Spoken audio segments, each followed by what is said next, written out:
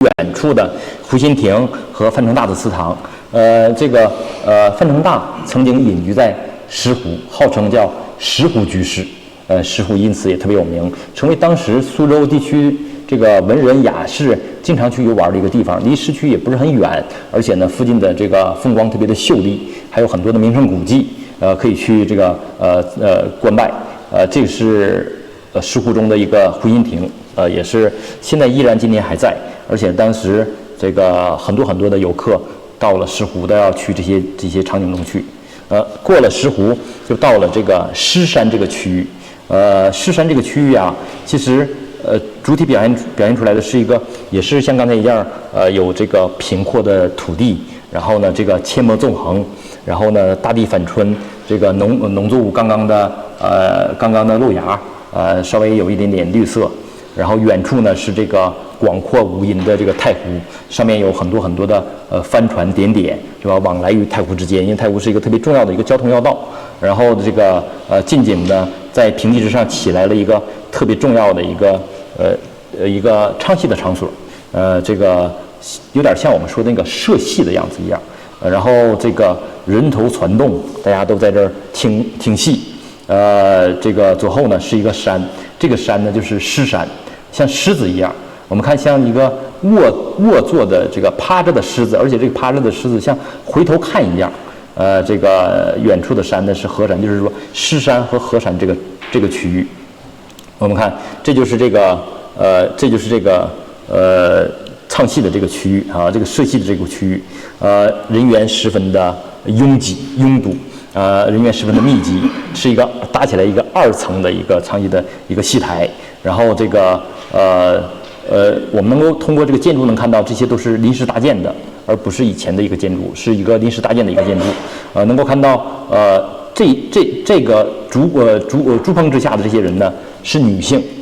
这个男性呢在这面，男性在场地上，女性有单独的区域，所以说，当时还是有这种男女有别的一种说法，可能是。然后呢，这个虽然戏剧已经开始了，但是还有很多人呢不断的赶来，有的人乘船来的。有的人，你看这个是一个女性坐着船来的，有的人呢，搬着板凳来的，因为这个人员密集嘛，这边有很多人，有了一些商机，有很多人呢开始在这儿做一些买卖。我们看挑着担子过来了，这边呢茶摊儿也支起来了，这个生活上也特别的浓郁，也这个在这个桥的下面呢，有一个人与大家格格不入，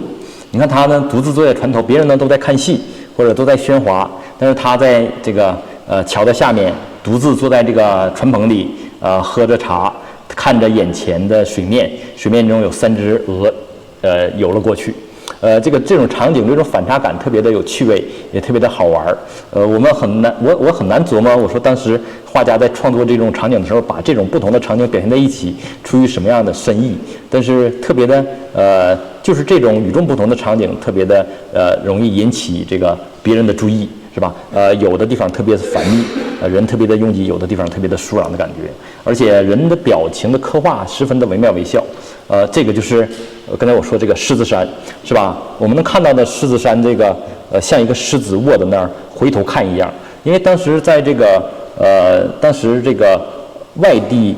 人来到了苏州，还没有进入苏州京城的时候，会远远的看到狮子山。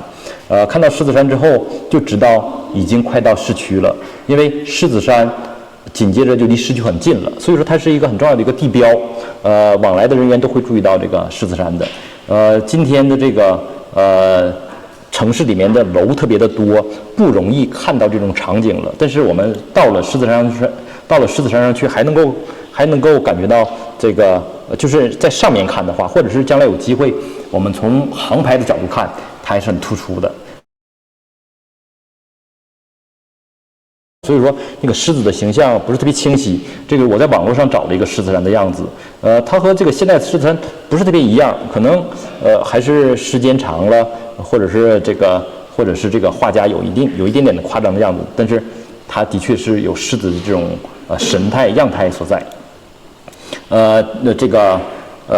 苏轼有句话叫做"狮子回头望虎丘"，狮子山回头看着这个虎丘山。我们这个画面极处就是在虎丘山越过了整个的城市。现在呢很难去这个把所有的这个城市都能够看见，但当时就形成了这么一句话。我们这是我在狮子山上去看远处，看往虎丘的那个方向去看，因为当天天气不是特别好，所以说没有这个看得特别清楚。但是我发现了狮子回头望虎丘只是想象，是不可能真正的亲眼看到的。如果天气特别好，或者是在那个时间段没有中间的这些建筑物的遮挡，可能会看到的。但是今天，因为有建筑物的遮挡，地理地貌已经有了一定的改变，也不容易看清楚了。过了狮子山，我们看这是河山，过了狮子山就进入了怀玉桥。因为狮子回头望虎丘，因为过了狮子山就快进入城市了，所以说这个活动越来越繁华了，这个商业活动越来越密集了，人员也越来越多了。我们看到这就是城市的一角。刚开始我们虽然走了10多里路，因为从木渎镇到姑苏城应该有15公里的路程，所以说我们刚才走了这一圈，大约走了15公里左右了。走了15公里左右，我们刚刚进入城市了。这就是城市的一角。这边有我刚才说的这个是封门、盘门一会儿我们还能看到虚门。姑苏城一共有7个城门。画面中呢，它从一个角度去摄入的，只把其中的4个城门呈现在画面之中了。那重点描绘的是虚门和昌门这2个区域。这个是一条河流围着这个城市流过来，由远及近。这个船只也越来的越大。尤其是到了近处，我们看运河之上，这个往来的船只特别的繁忙，是吧？这个人员也特别的这个拥堵。这条河呢叫做胥江，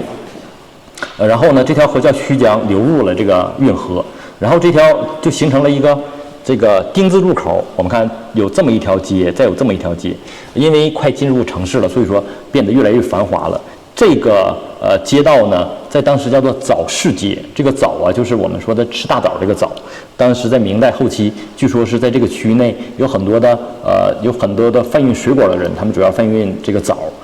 形成了一个集市。慢慢的呢，把这个地方就形成叫早市街了。因为这个桥这个水叫胥水，然后这个桥呢叫做怀胥桥。它表现的是这个区域。我们看哈，这个就是这个早市街上的这种繁华的场景。虽然只是一个局部，但是能看到好多的这个店铺，其中有几个比较有趣味的，一个是船行。因为刚才我们看到了这个水面中往来的船只特别的多，那就势必需要对于船进行维修维护等等，就促成了这个船行这个行业。因为这个已经进入城市了，有很多外地往来的客人，那就需要我们说今天叫宾馆，古代叫做什么？叫客寓，就形成了一些住宿业。然后此外呢，还有米行，包括还有三进斋，还有这个什么其他的一些日常生活中所使用的这个物象，那就变成了这么一个繁华的所在，是吧？我们看这个其中有一个地方正在家里进行一个堂会。这是一个人进行着这个3个人2个人在弹奏乐器，其中1个人呢正在这个正在唱戏。这个可能是家里来了重要的客人，请这个戏剧工作者来到家里进行唱戏的表演，也反映了当时苏州人的这种对于戏曲的爱好。其实对于戏曲尤其是像评弹，在苏州是特别发达的。我们能看到很多的史料，通过史料记载也能知道当时在一些市民的日常生活中，戏曲的融入程度也特别的高。这边是我们说这个丁字路口的左下角这一块，很多的这个店铺已经变成了2层，然后表现的是这么一个官员正在出行。你看这是一个官员骑着马，前面有人开路，然后呢两侧的人员呢都站到了街的2边去。给这个官员让路这边还有这些华盖一样的这种仪仗的这些一些仪仗。我们看这边有一个很这个突出的一个建筑，是一个半圆形的。通过前面这个墙上写的知道叫香水浴堂，其实就是一个公共澡堂这么一个概念。但是在苏州城，据记载有7个公共澡堂，画面中呢只表现了这一个，而且这个名字起的，今天我们看来是特别的那个现代的感觉，叫香水浴堂，是吧？应该逻辑上讲，可能是这个浴堂大家经过洗浴之后，身体会变得特别的香的这种感觉，以此来招来顾客。此外呢，还能看到的是这些店铺也特别多，主要是都是棉花业或棉布业。我们一会儿对于商业活动还会慢慢的描述，是吧？看这么一个小场景中表现的内容也是这么的丰富。这是一个就是船边的接待这个客人的一个地方。因为这个地方其实就到了一个码头。这个码头呢，我们看这个一个官船，这个官船中有两个4个字“亲命步堂”，说明这个人呢是一个类似于什么身份？钦差大人的一个身份。所以说这个船是这个钦差大人的一个坐骑。然后呢，这个有官员呢特意过来迎接这个地方。那么看这边呢，也是一个很小的地方，有一个亭子。这个亭子下面呢，这是一个碑。这个碑啊是一个御碑，就是皇帝写的一个。皇帝曾经在此呢发表过一些敕谕，发表过一些命令。那当地的官员呢，把这些皇帝的命令刻到碑上去。为了保护这个碑呢，还特意盖了个亭子。那这个碑呢，现在我们考证，它就是康熙南巡的时候在苏州所发布的一些命令。为了保护它，盖了一个亭子。你看画家把这些细节都表现上去了。这个我们能感觉到这个画面其实这个放的比较大哈，在原作中呢其实已经很小了。不是特别的仔细的观看，容易把这些细节都忽略掉了已经。这就是到了这个胥门段。刚才我们说那是一个胥江淮胥桥，胥江注入到运河之中去，它的对面这个门呢就叫做胥门。中国古代呢城市不是有一个护城河嘛，所以说这个城门有的时候是有水门，还有这个桥梁，方便大家的进出。但是这个胥门呢，它原来是没有桥梁的。只是一个水门，所以说这个相对来说有一些不方便。而这个外地往来的这个官员呢，一般的情况下都在这个地方去下船。那个苏州城市里的这个官员呢，也在此呢去迎接外地所来的官员。那么慢慢的这块形成了一个名字叫做接官厅，就这个地方形成一个名字叫接官厅。这个我们现在看到的呢，就是这边有一个轿子，有很多的官员，还有一些人捧着一些礼物。这些官船呢已经停靠在即将要下船的这么一个场景。这个城墙的内外，把画面分成了2部分。从现在开始呢，画家就一方面表现城市外侧，一方面表示城市里侧。但是在这个阶段呢，还是重点把更多的笔墨放在了城外。慢慢的，城市里面变得越来越重要了。所以说，我们看画家的视角其实是很特殊的，也很有趣味的哈。近处的这个竹排呀、木筏呀，还有这个商业街的各种商业活动啊，还是那么的这个繁华，那么的多。这个就是在这个接官厅，官员正在等待迎接别人的这么一个场景。我看中间是这个2位主要的人物。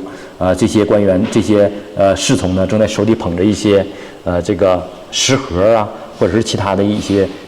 盒子，然后还有一些人呢，这个抬着这个礼物货物。其他的官员、其他的人员呢，都在后面这个站着，这个把中间的空场让出来。我们看后面还有面馆，然后这边有一些道具，就是肃静啊、回避的这种。一会儿官员来了之后，可能仪仗就开始行进，他们会往市里去走。表现的是这么一个场景。这是旁边的一个码头。刚才那个地方呢，更多的是官员往来的码头。那是不是官员的人怎么办呢？他们一般都在这个码头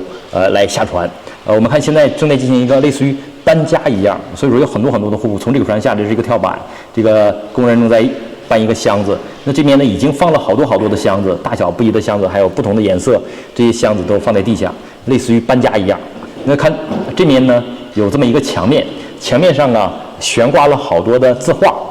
这个就是能说明当时苏州的这个城市的这个它的这个书画行业特别的发达，形成了一些市场。有的市场呢是专门的店铺，但是有的时候也不妨呢，一些人把这个字画就挂在这个挂在墙上，供这个往来的客人呢去选择。其中我们看到有一个人呢正在欣赏这些字画，他的随从手里呢拿着一轴，可能他已经买了一幅字画了。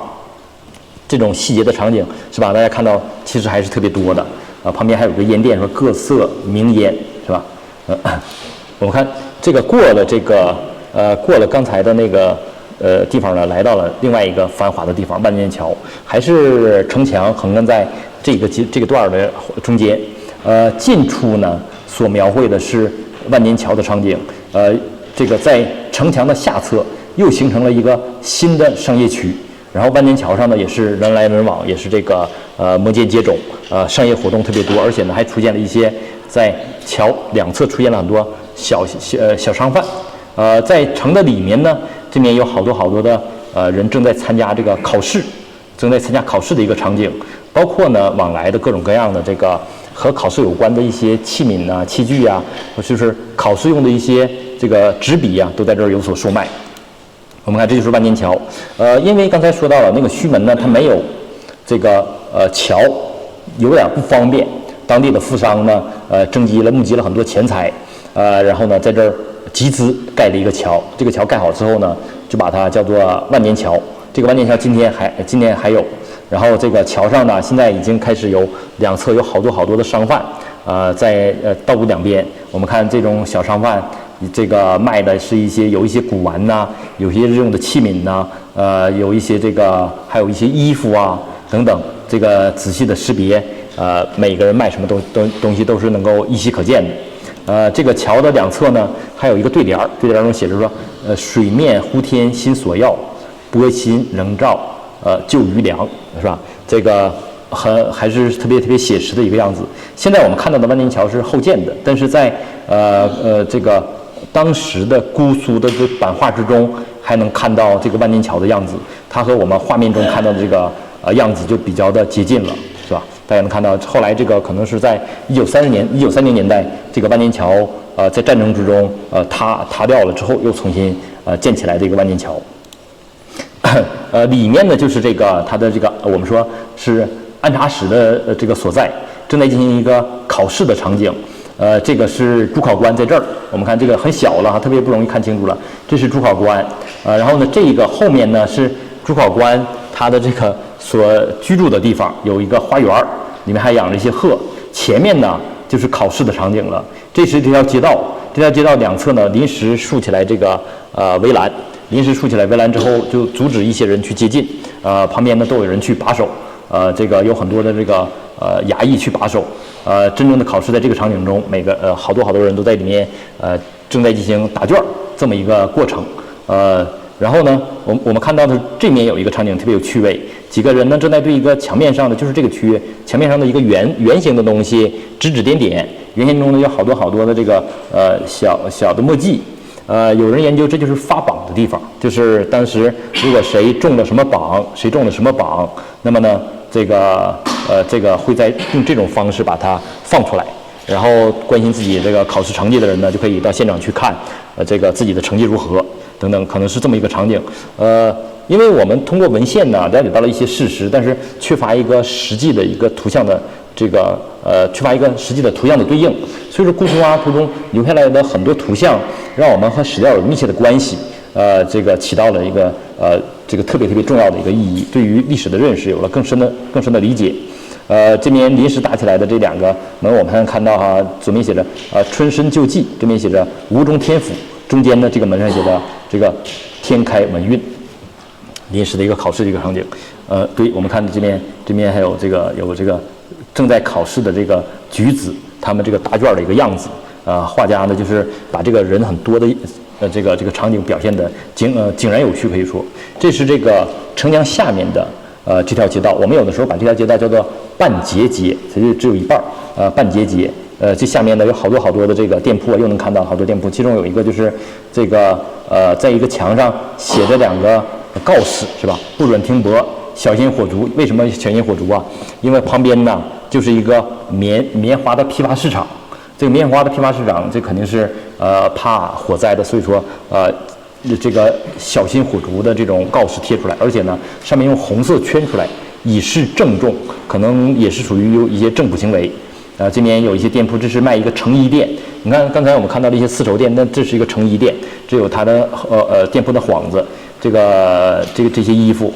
这个不同的颜色、不同的样式、不同的款式。这个店小二呢正在招揽顾客。它这个店铺挺特殊，什么写着？大家能看清吗？不二价。我这个店铺不讲价，就说明在当时他有一些讲价的一些行为，所以他的生活场景是吧，挺有趣味，挺有意思的，每看起来都特别的好玩，因为他和我们今天身边的生活有着密切的关系，可以说啊。然后这边是说的内店人参啊，卖人参的，兑换金珠、金银首饰的，纸张发刻的。你看我们刚才又看到了一个发刻的字样，刚才是一个钢坛发刻，现在是一个纸张发刻了。前面还有一些其他的人正在扛着这个大型的包袱，就是棉花，扛着棉花正在往那个里面去扛着。这边也是一些其他的店铺，我们放大一些可以看到，这是一个专门卖书的地方，因为写着古今书籍。店铺里呢也能看到各种各样的密密麻麻的都是这个线装书，可以说是当时的一个书店。然后这个书店的名字叫什么呢？叫大雅堂书房。这边还写了一个还有个招牌也写着书房2个字。这边呢和乐器有关系了，琵琶弦子，因为刚才我们看到了有好多和乐器有关的这个和乐器有关的这个场景。当时的这个戏曲行业也很发达，那相应的围绕这个戏曲行业的一些这个器具展开的一些服务啊或者买卖啊，就变得多起来了，就催生成了这么一个这个乐器店。那这边还有一个凤鸣斋，然后呢也有一些小吃啊穿插在其中了，大家看到哈。然后这边呢就是这个潘雅段，其实它所表现的是一个什么呢？哎呦，就是我这个挺着急的，我们快一点讲哈，要不这个要走完这个60里路，其实可能就走1个多小时了哈。这是潘雅段，我们看到的是这边进行的其实正是一个很严肃的地方，是一个政府衙门。政府衙门，这是政府衙门，这是一个照壁。然后呢，我们看好多这个布政使司这个招牌，然后回避的招牌，可能官员正在准备出门，其他的官员的仪仗啊都已经准备好了，随时等待官员出门的这么一个场景。这是一个照壁，比较繁华的一个场景。旁边呢还有好多的店铺，这是一个特别有趣味的场景。这个我们可以管它叫做这个官银入库。官银入库，你看大家围绕的都是一个场景，都是这个东西，就是一个圆形的白色的一个饼状物。然后呢，这个拆封之前是这样的，然后再拆封之前是这样的。所以说用这个木桶装着很多的这个饼状物，然后呢打上这个发条，打上这个封条，拆开之后是这样，它就是那个银子。官银，因为这是一个和财政有关系的一个机构，就是说把这些官银收到库房中去了，这么一个场景。然后可能的这些人呢正在检查这个银子的存度是否够，类似于这么一个场景，因为它是一个税收的一个场景，就是很重要的一个和税收有关系的一个场景。这是远处展现的是一个文庙，这边是大成殿，我们看到这边是明伦堂，然后这边有牌坊，性贤牌坊、育才牌坊。这就是文庙。今天的文庙啊，我们还可以去到苏州文庙去看这个相关的遗迹。这边是一个其他的这是一个敌楼啊，这个楼也很有讲究，也很有说法。紧接着到了这边呢，是一个什么的场景呢？是一个这个拜堂成亲的场景。我们看到了哈，这是新郎，这是新娘，这是双方的老人，他们2个正在跪拜。然后有一些这个拿着礼物的人，大家是整体的建筑是张灯结彩，有很多的灯笼，还有很多的彩色的丝绸。然后有一些人正在吹奏这个乐器，整个的场面十分的这个热烈。这是到了昌门段，也是整个的苏州城最繁华的一个区域了，而且建筑呢也特别的宏伟。画家呢用一个这个很多的笔墨去表现了这个区域。这就是今天的昌门的样子，它和这个姑苏华书中的昌门并不完全一致，并不完全一样了，可能因为有一些历史遗迹变迁呢，也有一些改观了。大家可以去现场去感受，其实它的雄伟程度并没有画面中这样。可能画家他当然是写实的，但是写实之中啊，也有一些夸张的成分，也有一些这个概括的成分。在这块呢，大家也能感受到，现场一看，它其实有一点点夸张了，没像这种感觉一样。如果说你看这个画面中成本，你觉得成本可能好高，这个气势压人，但是到了现场呢，相对来说就小一些了，因为附属建筑没有了，附近的高楼太多了，导致你感觉现在看到成本稍微小一些了，至少这是我个人的一种感觉哈。这个城门特别繁华，这个其中呢有几个地方，你比如说我们看到城门的下角，就是这个城门的这个区域，有一个耍杂技的一个女性。我们看这个女性手里拿着这个杂耍，当时的这种生活哈，拿着一个竹竿两侧呀，还有什么？还有配重，让它去更好的保持平衡。它中间有一个类似于走钢丝一样，有一个绳子，它在上面走，然后所有的人都感叹于或者赞叹于这个它的这种高超的技艺。下面呢是有一个面馆，这面馆写的3鲜大面是吧？我们这个小的时候我都吃过这个3鲜意面、3鲜大面，在当时其实就是有的这种就是能感觉到它这种特别有趣味。这个是里面的我们这是昌门进去正对着那条大街。特别的繁华，但是离这比较远的，可能画家画的相对来说把这个建筑规模画出来了。我们看到好多的货物，其中有个货物叫皮货行，皮货发客，又看到发客哈，皮货行，皮货其实像人参呐，像皮货呀这种啊，都是我们东北产的。所以说，当时在这个那个地方，其实在这个苏州汇聚了全国各地的不同的货物。一会儿我们还会专门谈到商业活动。这边有一个。这么一条巷子，这条巷中有很多的古玩，还有这个什么珠宝，这个珠翠等等，这是一个专门卖古玩的一个区域。这个区域呢，这个巷子今天还在，叫做专注巷，专门卖古玩的一个区域。然后出了这个姑苏城，然后就到了这个山塘街了。这边越发显得繁华起来了。这是一个5条水域连在一起的这么一个区域，有这个有山塘河呀，有这个运河呀等等。然后往画面的这面来，就是我们经常说的那个枫桥。这个桥就是山塘桥，然后这个是半塘桥，这个就是七里山塘，是今年苏州城特别有名的一个游玩所去。画面中表现的就是这样。所以说在当时，在这个乾隆年间，画家画这作品的那个时候，山塘就是一个特别繁华的一个地方了，而且附近有好多的这个店铺，这个商业活动也特别的多。像这边还有一个专门为老人举办的一个宴会，这边呢还有一个专门这个把一些孩子们就是孤儿去学习的一个地方，叫义学。我们看到的是这个山塘桥这3个字，大家能看到。然后还有好多的店铺，这个像什么瓷器呀，胶州这个烟珠老行，说明这个是一个比较老的一个这个什么一个行业。然后南京板鸭我们看到的哈，这边呢还有什么鳖呀、银鱼呀等等。当时的商业活动特别的多。我们能看到这个里面这些肉哈，这个蛋鳖、宁波蛋鳖、南京板鸭，这些可能都是猪啊一类的，它这个内容特别的多，有趣味。这是另外的这个。它所表现的是什么呢？这是一个门，沿着门走进来，到这边参加一个活动，这是一个上旨会，当地很多的老人请过来，在这儿去吃饭。政府有组织的请这些人吃饭，然后抬着一些礼物、一些食盒，还在一犁的往里再运送，这么一个场景。我们看这个院落门前，匾上写着义学，其中有一个教书先生，这些人呢都是一些小童。他们正在学习，这个正在表出来正在学习的一个样子。我们看这是一个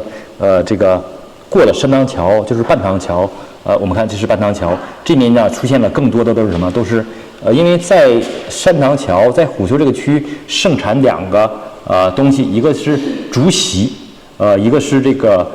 就是这个盆栽。你看这个船上都在运送着一些盆栽，准备运送到其他地方去卖。我们刚才在城里，包括在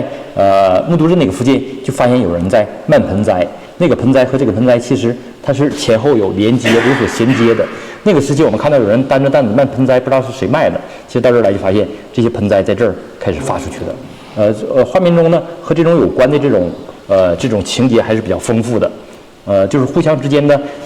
画卷前后是有呼应的，可能有一些前面的一些疑问，到后面你就会得到了一些答案，相互之间的这种呼应牵连关系特别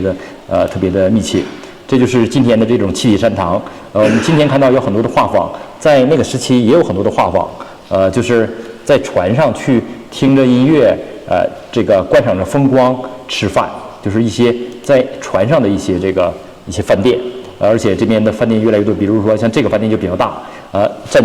占住了一个街头的一个街角，然后呢有很多的这个包房，每个包房有很多的顾客，大家一面吃饭一面可以看着山塘上往来的人和一些风光，这边还可以包办一些酒席。这就是最后到了虎丘段了。到了虎丘段了，相对来说，我们能看到的是这个虎丘这个时期没有太多，因为虎丘本来在苏州是特别重要的一个旅游景点。这个有的研究者认为呢，这个时期所表现的虎丘是一个晚上的样子，然后还有一些云雾遮掩。那么呢，表现的和前面的早上起来耕种，到最后的夜幕之下的虎丘山的，这个样态结合在一起，这个画卷整体的就完事儿了。我们看到这个虎丘塔，画面中普济堂中为数不多的表现这个园林景色的，我们看这是一个表现园林的一个景色的一个小的场景。这是普济堂，它有一些慈善的意义，就是这个里面是更多的反映了当时的这个国家的慈善。但是现在这个普济堂中没有太多的人。普济堂前面呢有一个人摆着一个摊儿，摊上有个幌子，幌子上写着2个字叫测字。然后呢，这个人正在这儿测，这是这个测字先生，表现的这么一个场景，可能画面中整体的表现的这种算卦的、测字的也挺有趣味，也反映了当时的这种社会生活。这是这个我们看到竹器，就是在虎丘山下，你看到有这个竹器的牌匾，当地出产的凉席。前段时间我去苏州，还问朋友，这个可能这个区域在以前盛产的芦苇，盛产竹子，然后呢，当地形成了这么一个编织竹器的这么一个这个编织竹器筐啊、凉席啊等等这么一个产业，由这儿呢运送到各个地方去。这个现在画面中还能表现出来那个实际的场景。我们看完之后，虽然林林总总，我们看的也没那么细，因为大家明白看的太细，时间也来不及。但是我想呢，我再请大家看一次那个录像，我们再回顾刚才我们走的哪些地方，我想让大家在心目中有一个整体的一种概观，因为刚才讲的也是林林总总。我们再看一遍，看画面中的下华严寺、山间村，然后虚山，然后这个灵岩山，然后到了木渎镇。看到了斜桥，看到了香水溪，看到了城隍庙，看到了东安门、西安门，然后看到了岁处园，还有社仓，还有这个法云庵，然后横塘，到了石湖、岳城桥、青春桥，然后社戏的这个场景，又到了这个狮山，这个早市街、运河是吧？3个城门，这个胥门，这个万年桥是吧？城里城外。城里的景色越来越多，城外的景色越来越少。然后到了这个文庙，到了这个结婚这个场景，然后最宏伟的昌门出现在我们眼前。然后这个进入山塘桥、山塘河、半塘桥，然后这个到虎丘山截止了。大家感觉到吗？其实这张画面的内容特别的丰富，也特别的庞杂。刚才我介绍的可能只是在画面中的1/10或者10几分之一，一些详细的过程我们没有去探讨。我们还是回到这个画家说到这个题跋中来。我们说这个刚才更多的围绕着从这个地理位置来看，帮助我们大家构建的一个在脑海中构建的一个场景。我想这个场景对大家有帮助的是，如果我们将来再去苏州，如果有时间的话，我们就可以这个，我们有时间的话就可以这个沿着刚才那个场景可以去走一走。我上次去呢，骑着那个共享单车就有点远，我想呢，如果时间不够，只能打车了。要骑共享单车还是稍微远一些的哈。然后除了刚才我们说的这个场景之外啊，其实画家还表现了一些社会生活场景。他说到了说，其间城池之峻险，谢蜀之森罗，山川之秀丽，以及渔桥上下耕织纷纭，上古云屯，市产凛冽，为东南之一都会也。刚才通过对这个画面的整体的观摩，至少我们现在已经有这么一个印象了哈，有城池，有这个官衙，有这个山川，有这个湖泊，有这个渔桥耕织。我们再重新看一看，这是它的这个城池之险峻是吧？谢蜀之森罗，山川之秀丽，以及那个渔桥耕织是吧？上古云屯，市产凛冽，为东南一都会。刚才我们也看到了，其实它描绘了几个重要的街区。现在我们看到这个画面中展示这个是属于木渎镇的一个商区，木渎镇的，我们叫姑且把它叫做木渎镇的商圈。其实它描绘了几个特别重要的商圈。我们看这个是刚才说的早市街的那个商圈，这边呢上面描绘的是万年桥以及半街街这个商圈，这边描绘的是这个就是昌门的这个商圈，它的市场特别凛冽。所以说这个作品中啊，它表现的商业活动是特别的丰富的。这个画面给我们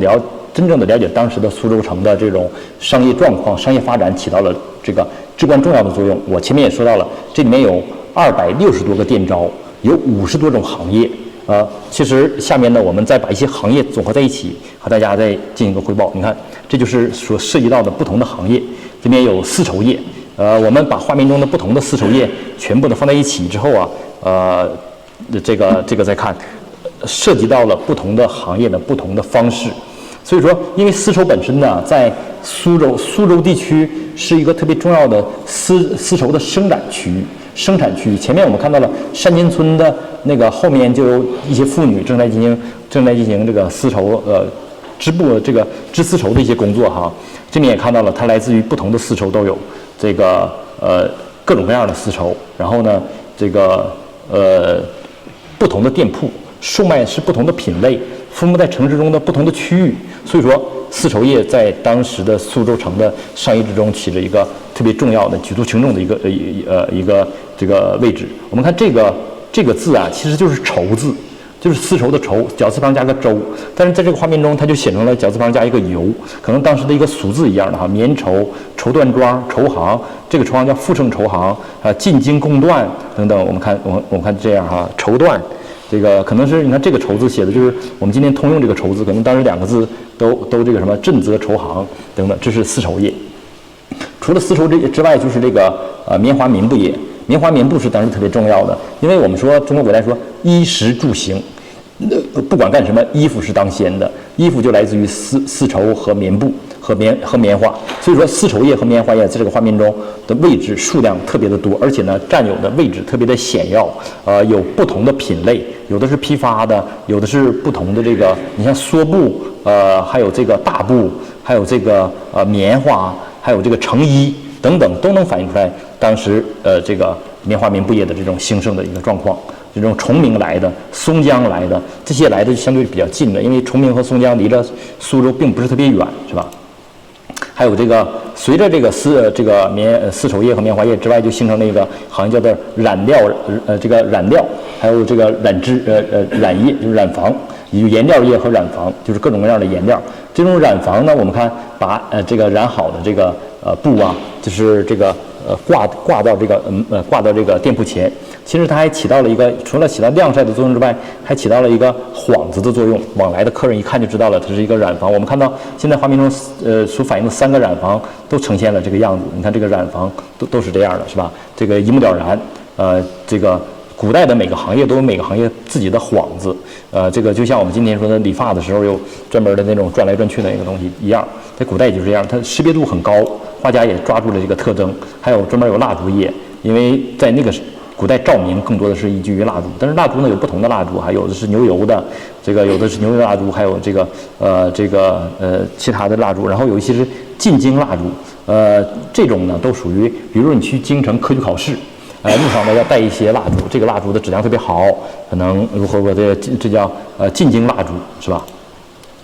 这个日常生活过程中，这个一定是衣食住行，好多和酒有关的，在这个作品中也不断看到各种各样的酒坊、烧酒、名酒，还有这个不同的酒坊。我们看到酒坊之中的这种摆设这种酒缸、酒坛子都特别的多，特别趣味了哈。像我刚才说的凉席在这里出现了，就是姑苏城呼丘盛产的这种凉席，当时也是特别重要的这种我们说叫做生活物资吧。所以说，在这个城市中的不同区域内，都会出现这种竹编的器皿，然后一些凉席、竹器，然后精工竹器。我们看用竹子编造的各种各样的器皿，这面特别的清晰啊，大的小的也有，就是满足了日常生活。这面呢，就这个是卷起来的竹席，这边有个定制细席，你看它的幌子啊，就是用一个竹席做成的一个幌子，所以说更加的有生活了。这面也是各种各样的这种席子，是吧？这个炉席，可能现在这个竹席和我们的生活已经远了，但是我小的时候还用过这个竹席，它也没有完全的脱离开我们的生活。漆器业，然后这个铜器、铁器、锡器业，然后金银珠宝首饰业，这个还有什么衣服鞋帽。这边有一个有趣味的地方，就是这个三进斋。我们看这个三进斋呀，其实在市里有一个三进斋。但是在这个就是这个早市街也有个三金斋，两个三金斋呀，很有可能是什么？很有可能就是一个连锁店。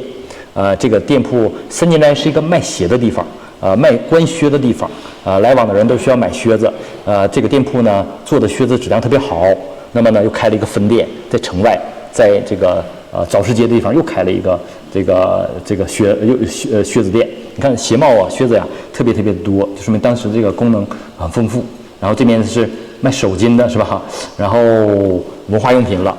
图书字画啊，还有这个纸张啊、试卷啊等等，都能说明当时它和我们的日常生活变得特别的紧密啊。这边那些考据、法帖、刻字的地方，然后这个考试所用的地方，然后它这个还有一些叫做状元考据，大约的意思潜台词就是说，哎呦，您要买了我这个考据，您一定能高中状元等等，这些都已经有所呈现出来了。这灯笼业，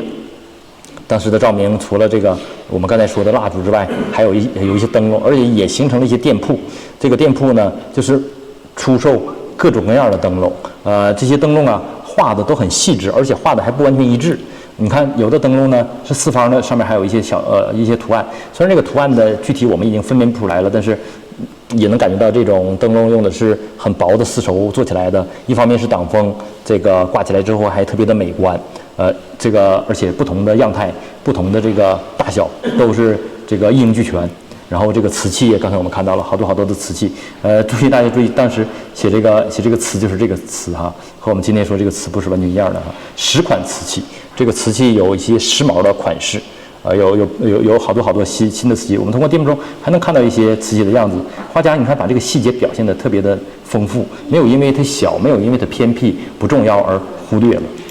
还能一起的看到。那么当然，衣食住行里面的粮食也特别重要的，有好多的这个这个粮店，这个和我们之前看到了一个社仓，其实也是存储粮食的地方。城内啊还有一个粮仓，然后呢，在这边呢，有一些这个零售的一些这个运送粮食的这个售卖粮食的地方啊，兆丰粮食等等，特别你看生活化感觉越来越强，每种这个售卖的物资和大家的生活和社会的正常运转都变得这个息息相关。钱庄典当业，这就是因为刚才我们看到了有各种各样的丰富的这种商业活动，这些商业活动的出现，导致金融业也慢慢的变得繁华起来了，就是出现了这种兑换银钱呐，因为交易的进行出现了这个各种各样的这个金融业的产生，有包括当铺啊，包括钱庄啊，因为这个是一个集散地，有的人呢会大量的购买货物，那样的话携带大量的钱财呢，第一是不方便，第二呢就需要比较沉重，也不安全，然后就产生了一种金融业，用这个银票或者是这个银票的方式，然后来这个兑换，这个售卖，它也遍布了城市的各个区域。我们看，产生在不同的区域，而且也形成了不同的样态。还有这边的酒店、饭馆、小吃等副食是吧？这个不一而足哈。大肉馒头这个特别有趣味。因为原来我也不知道什么叫大肉馒头，后来文献中说它就是肉馒头。肉馒头呢就是包子。我们北方呢叫包子，其实南方好长时间都叫肉馒头。我也问了苏州的朋友，在今天苏州当地的老人还有偶尔会用肉馒头这种说法去形容包子，所以说它就特别的有当时的那种生活气息、生活氛围。你看这边也有这个大肉馒头，这边也有这个大肉馒头，但是大家的这种我们对于这个当时的社会生活的了解，通过这些细节会知道的越来越丰富哈。这边还有金华火腿，时至今日依然是一个特别驰名的一个产品。小磨麻油是吧？荤素小吃、家常便饭等等，这个等等都是这样。还有医药业，这是不可避免的，也出现了这种有这种医院呐，有这种药店呐，诊治的各种方式和大家的这种生活健康密切相关。这种卖人参的店铺，然后这个烟草业，当时的烟更多的来自于福建。我们看这边有这个蒲城建烟。就是福建的烟，然后这边也是蒲城烟行，各种各样的烟草业也都出现。你看这个人手里还拿着一个什么？拿着一个烟袋，是吧？这是烟袋锅。在这个大家要是感兴趣的话，你在那个猪排上还能看到好多人拿着烟袋在这攀谈。然后这也是一些烟店，有一些已经比较虚了啊，比较小了，其他的一些店铺，然后彩泰行，花木业，刚才我说的那种各种花木很多，然后还有一些客栈，这个客栈我们看到了一个客栈，其实还有不同的客栈，比如公文如何，这个一定是类似于就是我们说的那种出差。它就相对来说比较标准的，是吧？有点这样，这是私人的，这是出差用的，官员出差政府部门的人去住的这种店铺，这是有可能的。服装店，各种各样的服装店，你看这就是变成成衣了。刚才我们说的还是丝绸啊、棉布呀，到时候已经成衣。这个是在这个万年墙上的一个专门售卖成衣的一个地摊儿。一些其他的一些行业，船行、茶室，还有一些人，你看他其实已经没法用各种行业去形容他了。比如说挑着担子行脚的一些卖货的人员，卖早点的也好，修这个木桶的也好，一头这个挑着这个担子也是卖各种小吃的也好，卖鱼的也好，是吧？大家发现这件作品它的商业活动表现的内容特别的丰富，这都穿插在画面之中。其实到了这儿，大家这还有一些，比如说卖这个鸡的。你看这个一个学生同有2个鸡，这也是卖早点的，卖花木的，也是卖小吃的，特别多。大家会发现这个特别的好，这件作品是谁画的，是吧？我一直还没介绍。其实这个作者叫做这个我们看还有一个内容哈，就是这个他还说到了说至若春尊献寿，上齿为先，嫁娶诸臣，及时成礼。3条烛焰，或轮在于童子之场，万卷书香，或授于先人礼。它所表现的其实更多的是什么？是社会生活，就是我们看到了这个它的商业发展。其实画面中呢，除了对于它这个社会社会的这个商业活动有了这个详细的、详实的、丰富的这个面面俱到的介绍之外，画面中还额外体现到了这个它的社会各方面的社会生活。比如说这面所呈现的就是一个春尊献寿，上齿为先，这是一个上齿会，都是各色的老人，都是请的当地的一些老人，然后呢，这个由政府组织，他们在一起吃饭，这么一个场景，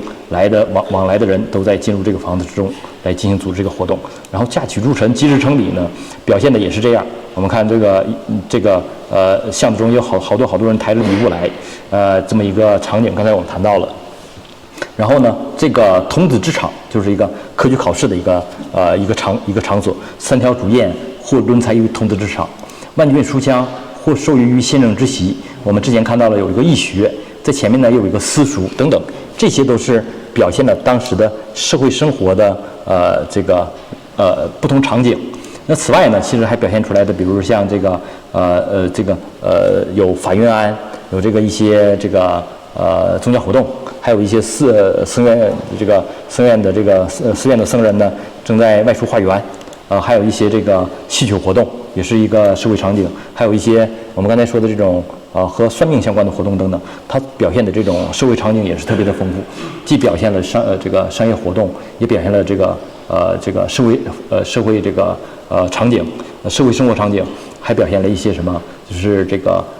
古迹啊、名胜啊、山川腹地的山川风光啊等等。我们看到，那这个徐阳到底是什么一个人呢？我们简单的介绍一下。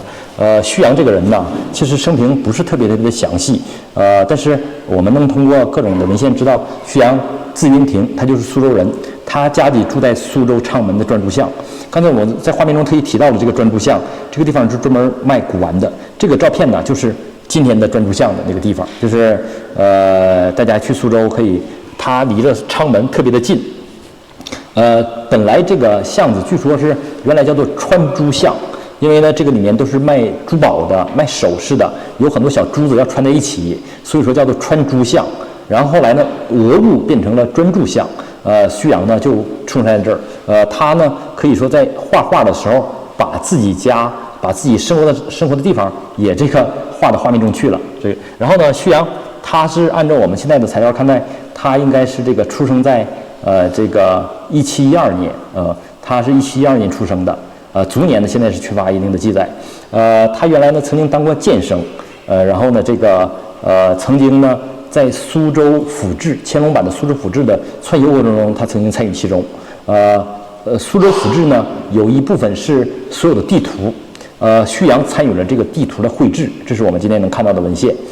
在乾隆第一次南巡的时候，到了苏州呢，这个胥阳和张宗昌两个人一起向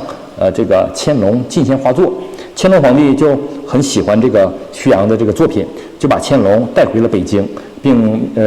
命为这个充花园供奉。这个胥阳从苏州40岁的从苏州到了北京，成为一个宫廷的花园画家。然后呢，他的绘画得到了乾隆皇帝的认可。慢慢的呢，乾隆可以说这个胥阳呢就被赐为举人，这个是一个挺重要的一个官职了，可以说。然后这个后来受到乾隆的这个授意呢，绘成了这个长卷。之后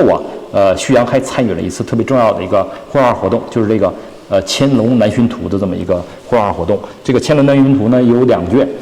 一个是绢本的，一个是纸本的。现在就说绢本的呢收藏在这个中国国家博物馆。这是乾隆的一些其他的作品，乾隆传世作品有几十件，这是辽博收藏的一个作品，你看块写的陈胥阳公写这么一个扇面。这件作品是什么时间画成的呢？其实我们找到了一个特别重要的文献，就是在刚才我说到了这个作品之前就有一些以讹传讹，因为它画成的时间呢就是乾隆24年。然后有的时候呢，我们说，就有一些网上传播说这个作品一共画了24年的时间，因为刚才那么大一个那么复杂的一个图像，有那么多的内容，一定是要耗费很长的时间的。我们通过这个文献能知道了，它其实画成的时间呢，一共有将近3年的时间画成的。那第一个文献来自于乾隆21年，这个就是内务府造办处的一个档案。就是当时清宫之中对于我要画什么东西、制作什么东西都有一些档案记载。这些档案其实留到了今天，记载的还比较详细的。档案中说到说11日，接得员外郎，不是这个到这块哈，这个初10日，太监胡世杰交旧宣纸1卷，长4丈，宽12寸，传纸注胥阳画盛世自生图。这就知道了这件作品它的来源是什么？来源就是由皇帝亲自的下达的一个命令，而且命令之初我们就知道了一个很重要的一点，就是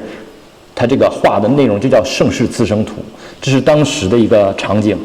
所以说这一年的是1759年的11月初10日，乾隆得到的这个工作任务。然后呢，我们通过画卷最后乾隆提拔中说到的乾隆己卯9月，知道了它这个是乾隆24年9月。所以说从1756年画到了1759年，这个一共是将近3年的时间画成的。这就可以去我们之前说的乾隆画了24年，因为画了24年这件事情来自于乾隆24年9月画成这件事情，可以说还是造成了一个讹误吧。然后呢，我们把乾隆这个画这个任命和乾隆的南巡放在一起的话，就能找到了当时绘画的一个背景。这个乾隆刚才我们说到了1756年的这个乾隆传旨让胥阳呢去画这个盛世自生图。其实乾隆他一生中有6次南巡，每次都到江苏。1751年呢他是第1次南巡，到了1757年是他的第2次南巡。第2次南巡的时候呢，他的时间是1757年的这个正月，乾隆第2次南巡。乾隆第2次南巡之前的几个月，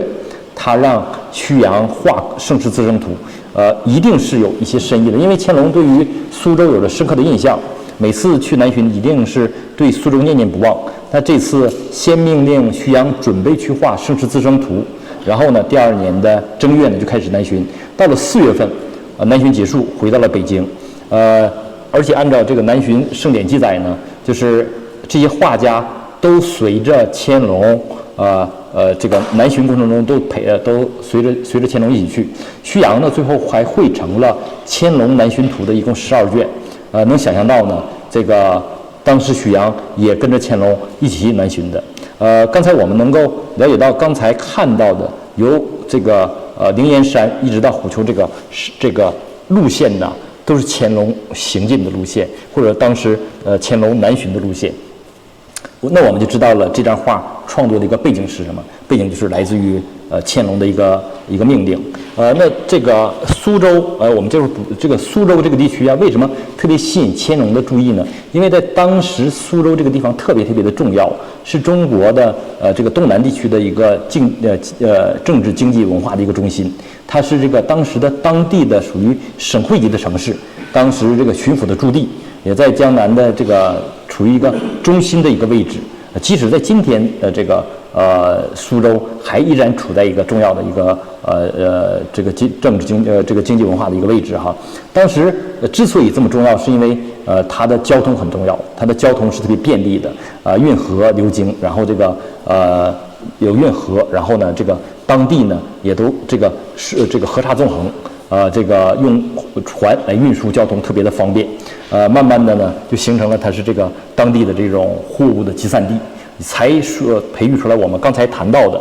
这个各种各样的货物，既有它本地生产的货物，也有四方的货物都在它这儿出售，甚至于呢这个海外的一些货物也在苏州出售，比如说我们在画面中看到的一些洋货行，这个也能说明当时来自于域外的一些稀奇古怪的玩意儿，或者是一些外国的货品，也在苏州这个有所出售。这些啊都能够和我们对于苏州社会这个其他的领域的研究能够相互的去印证。然后我们再看呢，这个徐阳的跋中又说到了一段，他其实就是对这个背景呢进行进一步的深说。他说呢，这个我皇上鸾舆在幸，行庆诗会，有加无疑。就是这件作品呢，我们通过这个徐阳这些话呀，能够感受出来的什么？能够感受出来的，他创作的是在一个这个对皇帝的政绩进行歌颂的这么一个背景下的。然后呢，他这个作品名字叫《盛世滋生》，也是说明了这种在盛世之下，这种人口这个滋生繁衍的这么一个场景下。但是今天呢，我们把它名字叫做什么了？叫做这个姑苏繁华图了。其实是有不同的角度，可能在这个乾隆的眼中，可能在徐阳的眼中，它更多的是反映了这种盛世，反映了这种滋生，反映了乾隆的政绩和对这个统治者的这种歌功颂德。但是在我们今天的眼中，更多的看到的是他对于当时的这种地理、这种文化。这个城市风光，这种商业活动的这种反应，可以说这件作品慢慢的呢变成了什么呢？变成了对这个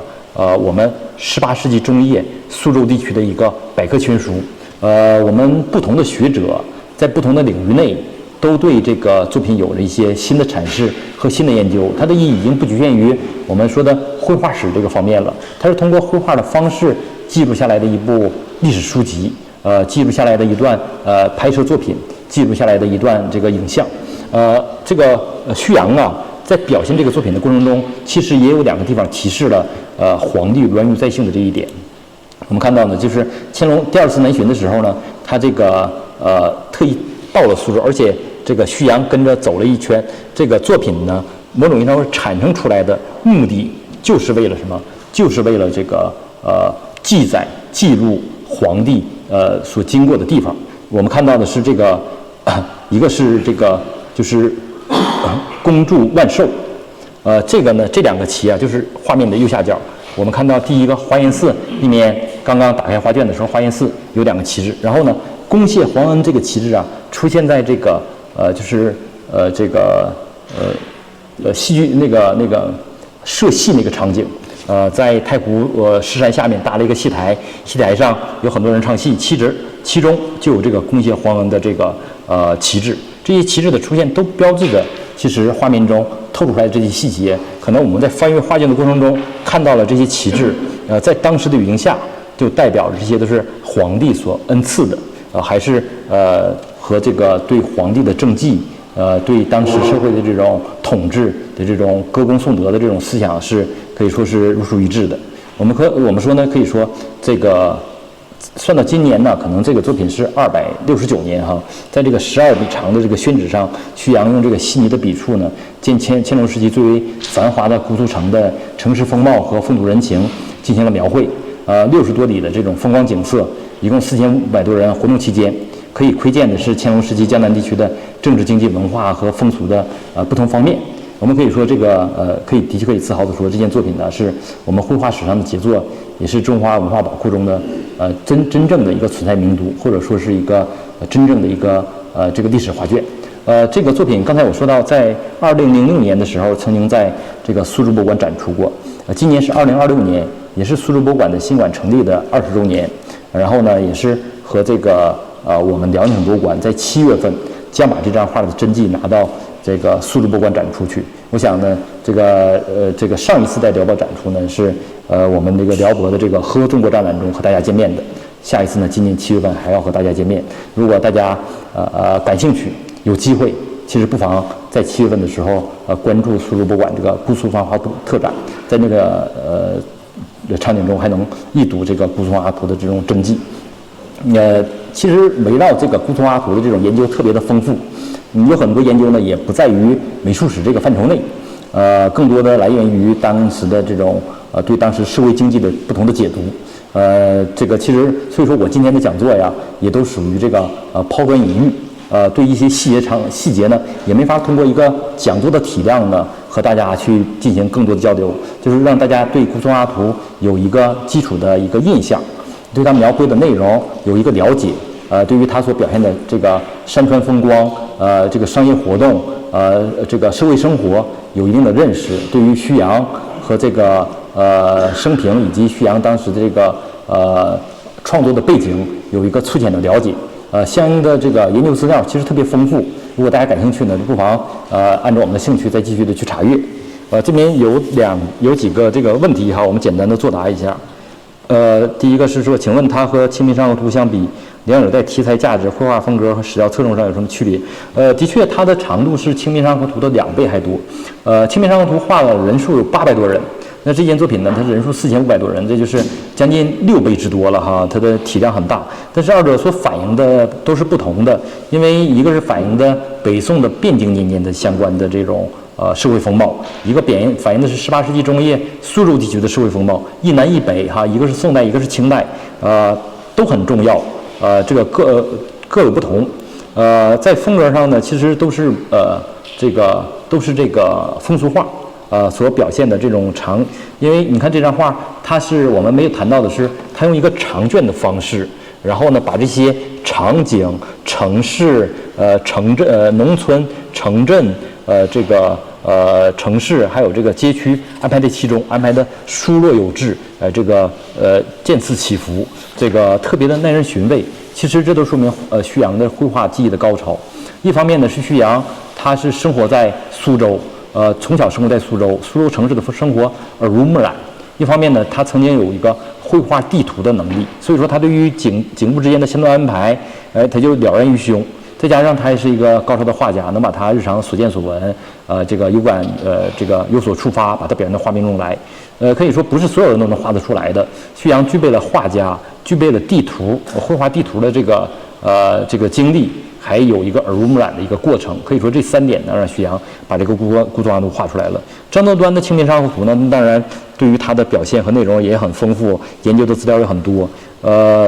可能相对来说，《清明上河图》离我们更近，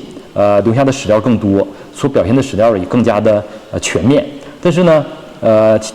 因为这个《清明上河图》呢，它离我们更久远，所保留的史料虽然没有那么多，但是也是分外的珍贵。人教版的历史书中引用了姑苏芳华图，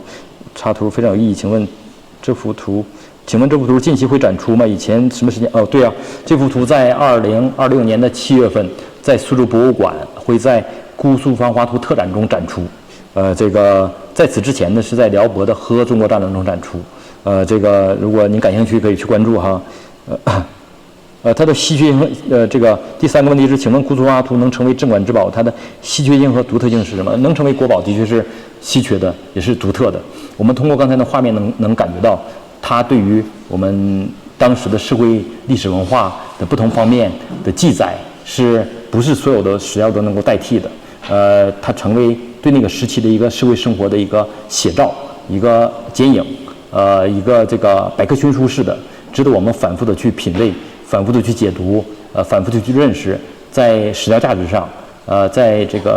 文献价值上，都是在艺术价值上，都是毋庸置疑的，也是无以复加的。请问画家概括苏州整条山水市景线路是完全写实，还还原地理原貌，还是艺术加工取舍呢？其实，因为我们这个讲座中没有展开的一点就是，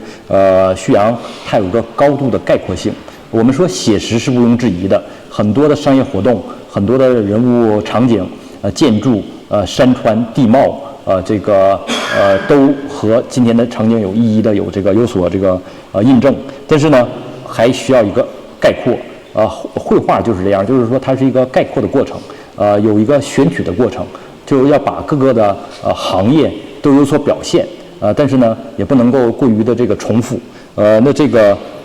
艺术的加工取舍呀，还是势在必得的。可以说有很多的场景都是如此。尤其典型的是，就是它对于画面中的路线的选择以及视角的远近，大家可以去体会。有的时候是远景，有的时候是近景。这种远景近景的体会和画面的视觉效果是一脉相承的，也是可以说这个画家是反复的剪裁的，反复的构思的一个结果。最后一个问题是，这幅画前后创作跨度24年，它画面里呈现的风光和实景产一个季节的景色还是对呀，就是我们前面提到这个问题问的是一个季节的还是4季的？因为乾隆是在这一年的1757年的1月份出行的，1月份从北京出发的，4月份回到了北京，这是一个春天的景色。然后这件事情呢，更多的背景也反映出来，它要表现的就是乾隆南巡的过程，也通过这个南巡的过程中的路线呈现出来，在乾隆的治理下，这个国家盛世滋生的这么一个场景，有着强烈的政治寓意。那么说，其实它表现的就是一个场景，就是春天。我们从画面的最开始到画面的最后面，其实都能看到大量的这种桃红柳绿的样子，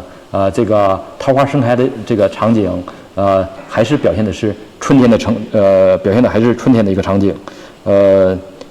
没有融合四季啊，因为四季不就是春夏秋冬嘛？春天表现的这个场景，应该你看秋天的红叶，冬天的落雪，在画面中其实是都没有相应呈现的，那就它表现春天这一点，还可以说是毋庸置疑的，从不同的角度，尤其是从画面的观看中都能够看出来，我抱歉的是时间的安排不是特别好，所以说有点头重尾轻了，就是把前面的看画那个过程看得有点细，但是我觉得这个画内容太丰富了，一讲起来什么都想说一说，最后就搞得稍微有点虎头蛇尾啊，这实在是抱歉。就是因为已经有2个小时的时间了，可能还最后一句就是做一个广告。今天我们这个讲座呢叫辽宁有宝，它是和我们最后的我们现在辽博和辽宁电视台正在联合打造一个节目，叫做宝后说宝。也由我来解读辽博收藏的12件书画国宝。然后这个节目呢，在5月18号的晚上9点的第1期播出。然后之后呢，每周播1集。如果大家感兴趣的话，可以关注。好，那我们用本次的讲座到此结束。感谢各位，谢谢大家。